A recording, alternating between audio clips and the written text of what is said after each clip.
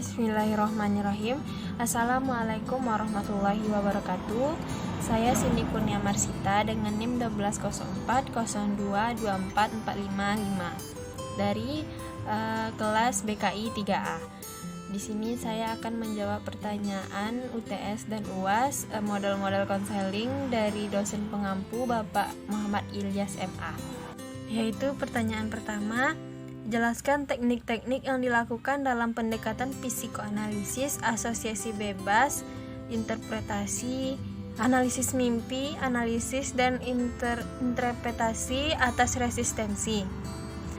Itu jawabannya, interpretasi merupakan prosedur dasar di dalam menganalisis asosiasi bebas, mimpi-mimpi, resistensi, dan referensi. Caranya adalah dengan tindakan-tindakan terapis untuk menyatakan, menerangkan, dan mengajarkan klien makna-makna tingkah laku apa yang dimanifestasikan dalam mimpi. Asosiasi bebas, resistensi, dan hubungan terapeutik itu sendiri. Fungsi dari interpretasi ini adalah mendorong ego untuk mengasimilasi bahan-bahan baru dan mempercepat proses pengungkapan alam bawah sadar secara lebih lanjut. Interpretasi yang diberikan oleh terapis menyebabkan adanya pemahaman dan tidak terhalanginya alam bawah sadar dari klien. Analisis mimpi adalah prosedur atau cara yang penting untuk mengungkapkan alam bawah sadar dan memberikan kepada klien pemahaman atas beberapa area masalah yang tidak terselesaikan. Selama tidur, pertahanan melemah, sehingga perasaan-perasaan yang direpres akan muncul ke permukaan, meski dalam bentuk lain. Freud memandang bahwa mimpi adalah jalan istimewa menuju ketidaksadaran, karena melalui mimpi-mimpi tersebut, hasrat-hasrat, kebutuhan-kebutuhan, ketakutan tak sadar dapat diungkapkan. Beberapa motivasi sangat tidak dapat diterima oleh seseorang, sehingga akhirnya diungkapkan dalam bentuk yang telah disamarkan dan disimbolkan dalam bentuk yang berbeda. Resistensi adalah sesuatu yang melawan kelangsungan terapi dan mencegah klien mengemukakan bahan yang tidak disadari. Selama asosiasi bebas dan analisis mimpi, klien dapat menunjukkan ketidaksediaan untuk menghubungkan pikiran, perasaan, dan pengalaman tertentu. Transferensi dalam keadaan normal adalah pemindahan emosi dari satu objek ke objek lainnya. Atau secara lebih khusus, pemindahan emosi dari orang tua kepada terapis dalam keadaan neurosis merupakan pemuasan libido klien yang diperoleh melalui mekanisme pengganti atau lewat kasih sayang yang melekat dari kasih sayang pengganti. Seperti ketika seorang klien menjadi lekat dan jatuh cinta kepada terapis sebagai pemindahan dari orang tuanya. Asosiasi bebas merupakan teknik utama dalam psikoanalisis. Terapis meminta klien agar membersihkan pikirannya dari pikiran-pikiran dan renungan-renungan sehari-hari, serta sedapat mungkin mengatakan apa saja yang muncul. Dan selanjutnya nomor 2, jelaskan penyebab neo-Freudian memisahkan dari Freud seperti Alfred Adler dan Albert Ellis. Jawabannya, Jung pada mulanya seorang pengikut setia Freud, namun kemudian mempunyai beberapa pandangan penting yang berbeda. Pertama, Jung menolak pandangan Freud mengenai kepentingan seksualitas. Menurutnya, kebutuhan seks setara dengan kebutuhan manusia lainnya, seperti makan, kebutuhan spiritual, dan pengalaman religius. Kedua, Jung menentang pandangan mekanistik terhadap dunia dari Freud. Bagi Jung, tingkah laku manusia dipicu bukan hanya oleh masa lalu, tetapi juga oleh pandangan orang yang mengenai masa depan, tujuan dan aspirasinya. Pandangan Jung bersifat purposif, mekanistik, event masa lalu dan antisipasi masa depan dapat mempengaruhi atau membentuk tingkah laku. Freud memandang kehidupan sebagai usaha memusnahkan atau menekan kebutuhan insting yang terus-menerus timbul. Sedangkan Jung memandang kehidupan sebagai perkembangan yang kreatif. Ketiga, Jung mengemukakan teori kepribadian yang bersifat rasial atau filogenik. Filogenik adalah evolusi genetika yang berkait dengan sekelompok makhluk hidup. Asal muasal kepribadian secara filogenik berada di keturunan melalui jejak ingatan dari pengalaman masa lalu manusia. Selanjutnya nomor 3. Coba saudara jelaskan eksperimen Pavlov tentang classical conditioning, kemudian dikaitkan dengan model konseling behavior therapy.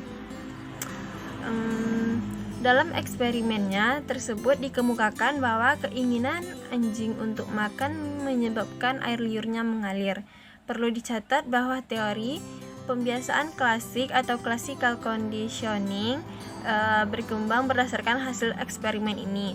Pavlov meneliti mengenai munculnya kelenjar pankreas atau sekresi dalam perut pertama-tama dipicu oleh anjing mengunyah atau melihat makanan, bukan karena adanya makanan yang memasuki perut. Ia mencatat bagaimana sekresi antisipatoris ini menunjukkan aspek paling menarik dalam proses pencernaan. Untuk mempelajari hal itu, ia pun berfokus pada bagian lain dari pencernaan anjing, yakni sekresi kelenjar liur dalam mulut yang bisa diukur melalui operasi yang lebih sederhana. Pavlov memasang pipa pada kelenjar liur di mulut anjing. Ketika Pavlov menyodorkan makanan kepada seekor anjing yang telah dipasang pipa di dalam mulutnya, tetesan air liur pun mengalir melalui pipa itu masuk ke sebuah wadah. Tetesan air liur ternyata juga menunjukkan respon anjing terhadap stimuli selain makanan di dalam laboratorium.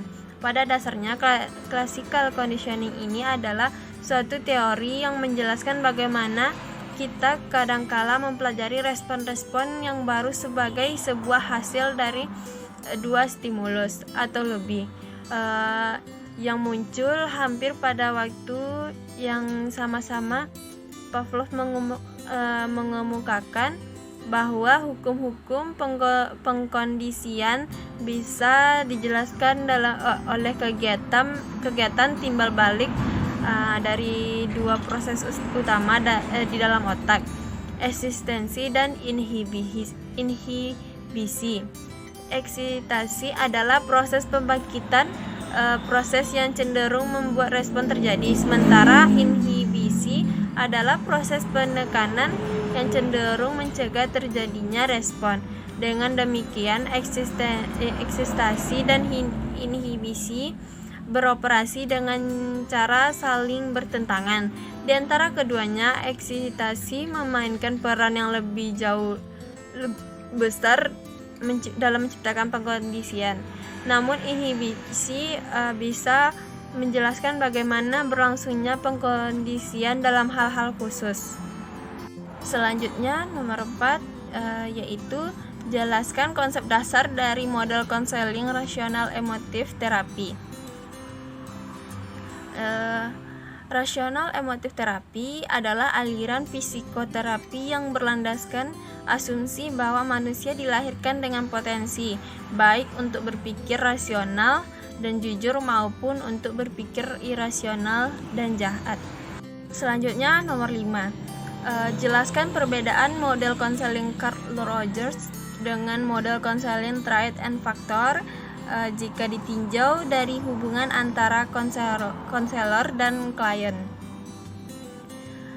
Model konseling Carl Rogers. Dalam konteks konseling, Rogers menemukan dan mengembangkan teknik konseling yang dikenal sebagai client-centered therapy, yakni teknik terapi yang berpusat pada klien dibandingkan teknik terapi yang ada masa itu. Teknik ini adalah pembaharuan karena mengasumsikan posisi yang sejajar antara konselor dan pasien. Model konselor Trait and Factor dikatakan model pendekatan.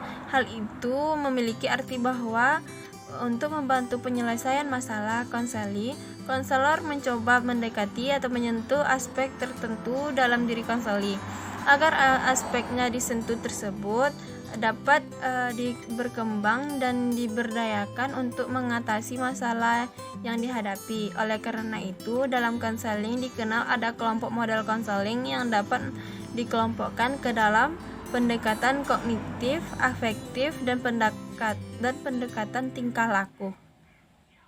Selanjutnya yaitu nomor 6, jelaskan teknik-teknik yang digunakan dalam model konseling Gestalt.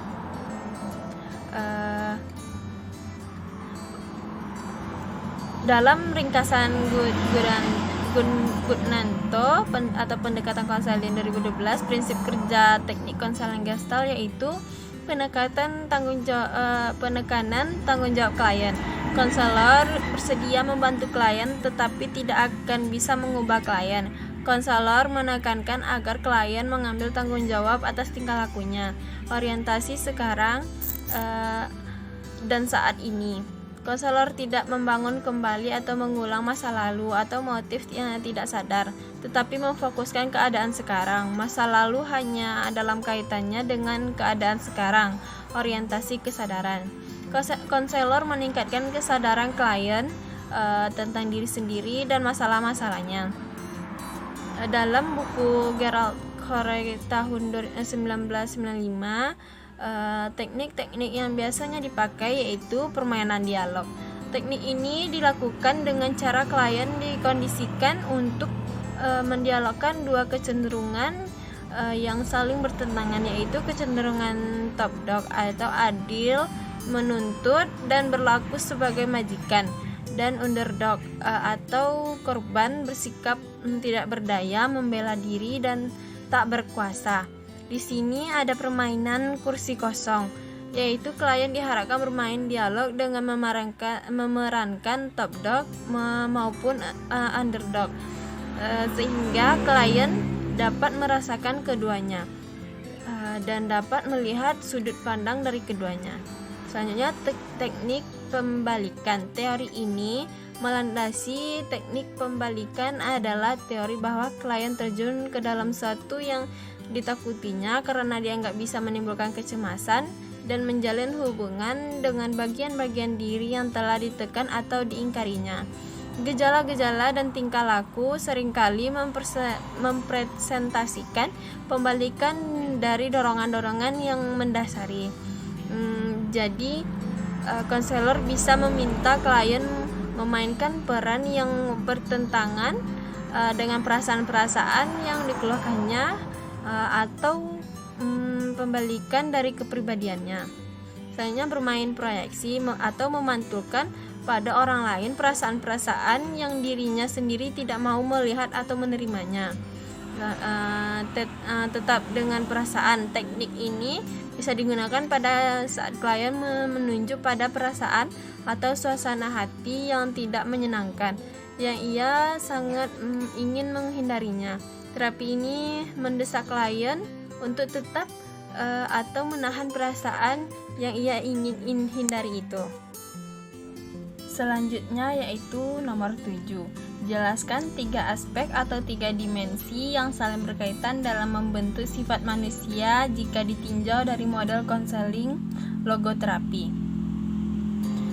Frankl menyatakan ada 3 konsep utama yang menjadi dasar filosofi model konseling logoterapi, yaitu freedom of will atau kebebasan berkeinginan, the meaning of life, makna hidup, dan the will of meaning, keinginan akan makna, yang akan dijelaskan sebagai berikut.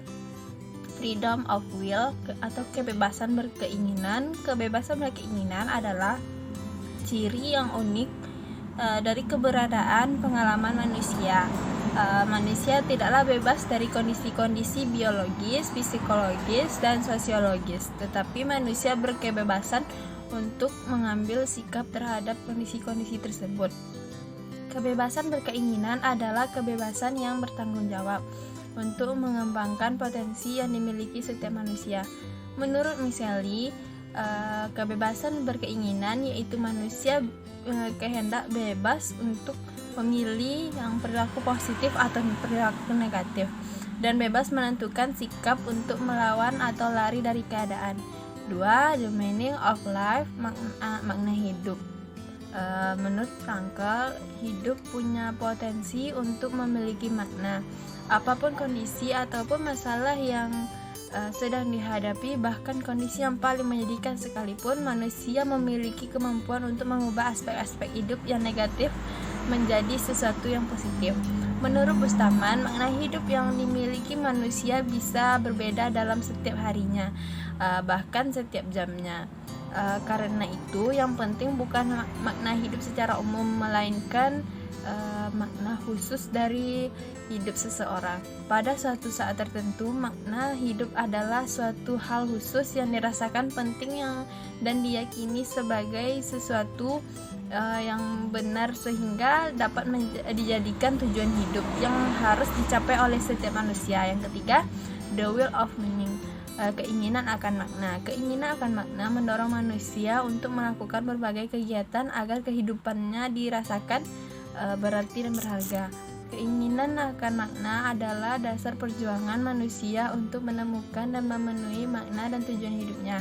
Hal tersebut sesuai dengan Miseli yang menyebutkan keinginan akan makna adalah manusia memiliki motivasi yang utama untuk menemukan makna hidup, dan makna hidup itu yang akan menjadi motivasi terbesar untuk manusia. Logoterapi berfokus pada dimensi yang berisi keinginan akan makna, gagasan dan cita-cita, kreativitas, imajinasi, keimanan, cinta, humor, perjuangan untuk mencapai tujuan, dan mengambil komitmen secara bertanggung jawab. Keinginan akan makna yang menjadi titik utama dalam logoterapi mengacu pada ragam nilai manusiawi. Yaitu selanjutnya yang terakhir, nomor 8, jelaskan kembali apa yang Anda pahami tentang tugas makalah yang Anda presentasikan, yaitu dengan tema model konseling terapi Gestalt. Yaitu konsep dari pendekatan Gestalt yaitu kesadaran. Manusia dapat melakukan banyak cara untuk mencapai sebuah kesadaran. Salah satunya yaitu dengan melakukan kontak dengan lingkungan sekitar. Manusia yang sehat adalah mereka yang dapat bertindak secara produktif dalam menjalankan kehidupan. Tujuan terapi Gestalt ialah membantu seseorang konseli agar ia dapat menemukan pusat dirinya, pencapaian kesadaran, dan membantu konseli agar berani menghadapi kenyataan dan berbagai macam tantangan, dan konseli itu dapat meningkatkan pertumbuhan menghadapi kenyataan dan mengembangkan potensi manusiawinya. Ciri utama terapi Gestalt adalah bidang psikologi. Ini semata-mata praktikal. Ahli terapi menggunakan teknik tertentu untuk membantu orang ramai, membangunkan kaedah rawatan dan konseling baru, dan mengkaji masalah bekerja dengan satu orang atau beberapa pesakit. Peran dan fungsi konselor dalam proses konseling Gestalt yaitu seseorang konselor adalah artistik partisipan yang punya peranan dalam menciptakan hidup baru konseli. Seseorang konselor harus berperan sebagai projection screen. Seorang konselor harus memfokuskan pada kesadaran bahasa tubuh, perasaan, hambatan energi, dan hambatan untuk mencapai kesadaran yang ada pada konseli. Seorang konselor juga harus bisa membaca dan menginterpretasi bentuk bahasa yang dilontarkan konseli. Sikap konselor dalam proses konseling Gestalt yaitu seorang konselor terlebih dahulu harus memfokuskan pada perasaan, kesadaran pada saat yang sedang berjalan, dan hambatan terhadap perasaan klien. Seorang konselor secara halus berkonfrontasi dengan klien guna untuk menolong menerka menjadi sadar akan akibat dari bahasa mereka. Tugas seorang terapis ialah menantang klien sehingga Mereka mau memanfaatkan indera mereka sepenuhnya dan berhubungan dengan pesan-pesan tubuh mereka. Seorang konselor juga harus menaruh perhatian pada bahasa tubuh klien sebagai petunjuk nonverbal. Prinsip kerja dalam proses konseling Gestalt yaitu pendekatan ini lebih menekankan kepada tanggung jawab konselor. Konselor menekankan bahwa konselor bersedia membantu konseli tetapi tidak akan bisa mengubah konseli. Pendekatan ini berorientasi pada masa sekarang dan di sini here and now. Dalam proses konseling konselor tidak merekonstruksi masa lalu atau motif-motif tidak sadar, tetapi memfokuskan keadaan sekarang. Pendekatan ini berorientasi eksperiensial, di mana konselor meningkatkan kesadaran konseli tentang diri sendiri dan masalah-masalahnya, sehingga dengan demikian seorang konseli mengintegrasikan kembali dirinya. Baiklah, itulah jawaban dari pertanyaan-pertanyaan UTS dan UAS, model-model konseling yang dapat saya jawab. Sekian, terima kasih. Wassalamualaikum warahmatullahi wabarakatuh.